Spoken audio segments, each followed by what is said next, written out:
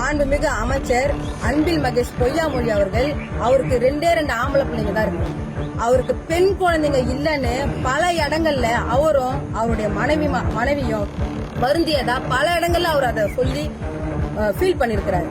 அந்த விஷயத்துலதான் 6-7 பிஞ்சு பிள்ளைங்க பெண் குழந்தைங்க எதுக்காக நம்ம இறந்தோன்னு தெரியாம சவக்கடங்களை கடக்கிறப்ப அந்த மனுஷன் போய் மனசுல அவருக்கு ஈரம் இருக்கு. அவரு சாதாரண மனுஷன். அவரு ஒரு தந்தையா, எந்த ஒரு தந்தையா ஒரு பெண் குழந்தை இறந்து கிடைக்கிறப்ப அது உணர்வுபூர்வமா தன்னை அறியாம கண்ணுல தண்ணீர் வரும், அழுவாங்க.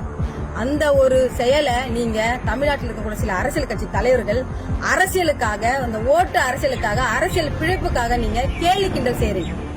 தமிழ்நாட்டு மக்கள் இத புரிஞ்சு கரூர்ல மரணம் அடைஞ்ச 41 பேருக்கு நீதி கிடைக்கிறதுக்கு நம்ம எல்லாரும் ஒன்றா இணைந்து போராடணும். தமிழ்நாட்டு மக்கள் எங்களுக்கு உறுதுணையா இருக்கணும்னு இந்த காணொலி வாயிலா வேண்டுகோள்.